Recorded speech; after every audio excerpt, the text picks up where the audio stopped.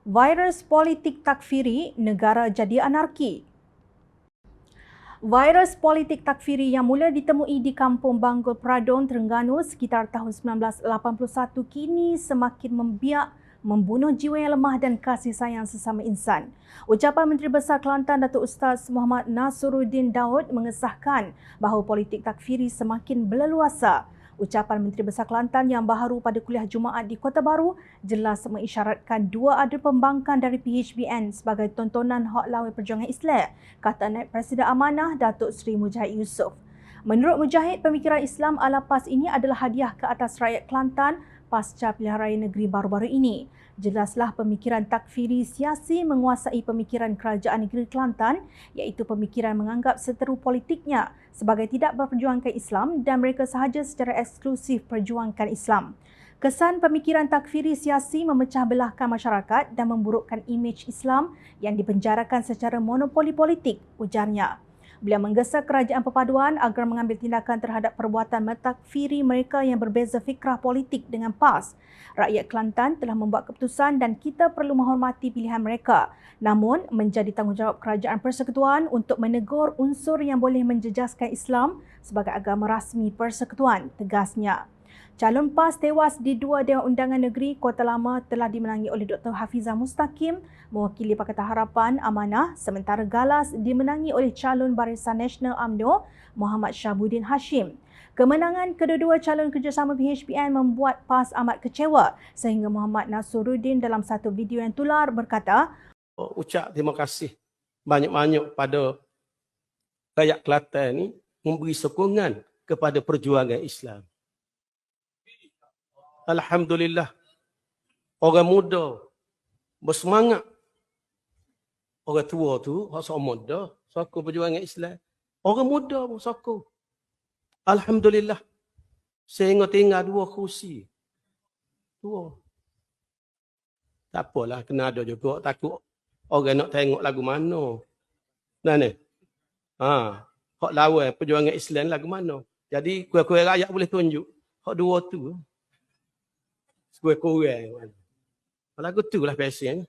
Maknanya semua pihak tua dan muda yang memberi kemenangan kepada PAS adalah menyokong perjuangan Islam, kecuali ahli Dewan Undangan Negeri Kota Lama dan Galas dan penyokong mereka melawan Islam.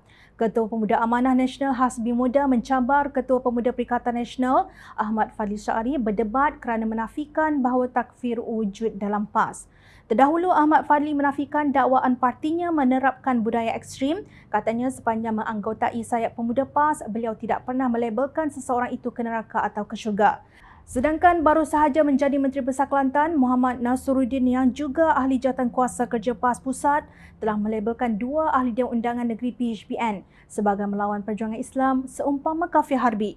Kenyataan melampau ini bukti gejala takfiri tak pernah surut dari PAS. Itu pun Ketua Pemuda PAS masih nafikan. Saya sedia debat, ciap Hasbi di Twitter. Sementara itu, Ketua Biro Undang-Undang Amanah Kandun Kelantan, Hisham Fauzi, ketika mengulas kenyataan Muhammad Nasruddin itu, menegaskan soal partinya tidak setuju dengan beberapa pendirian PAS mengenai Islam adalah perkara ijtihadi yang dibenarkan di dalam Islam dan tidak boleh terus dilabel sebagai penentang perjuangan Islam. Beliau berkata pendirian Amanah adalah selari pandangan cendekiawan Islam seperti Syekh Rashid Ghannouchi, Ketua Parti An-Nahdah Tunisia, ulama tersohor Syekh Abdullah bin Bayah, pemikir Islam dari Mesir Fahmi Huwaidi dan lain-lain. Termasuk bekas Presiden Mesir almarhum Dr. Muhammad Mursi yang juga seorang tokoh Ikhwan Al-Muslimin.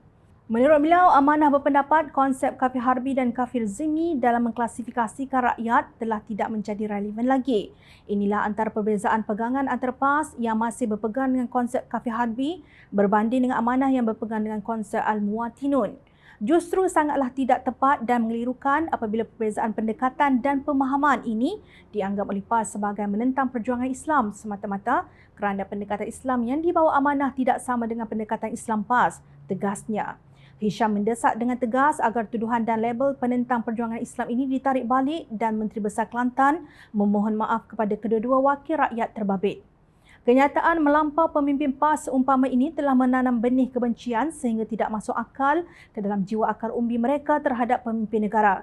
Contohnya, nahas pesawat peribadi yang terhempas di Elmina baru-baru ini membuat seluruh keluarga mangsa dan rakyat Malaysia prihatin berduka cita.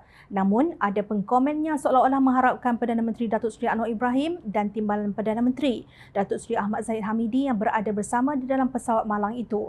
Inilah gejala benih kebencian jika dibiarkan berterusan akan membawa negara ke arah anarki bila mana orang tidak patuh lagi kepada undang-undang. Islam amat mementingkan berkasih sayang seperti yang diriwayatkan daripada Anas bin Malik radhiyallahu an bahawa Nabi SAW bersabda yang maksudnya tidak beriman yakni sempurna iman seseorang itu sehingga dia kasih kepada saudaranya sebagaimana dia kasih kepada dirinya sendiri. Riwayat Al-Bukhari.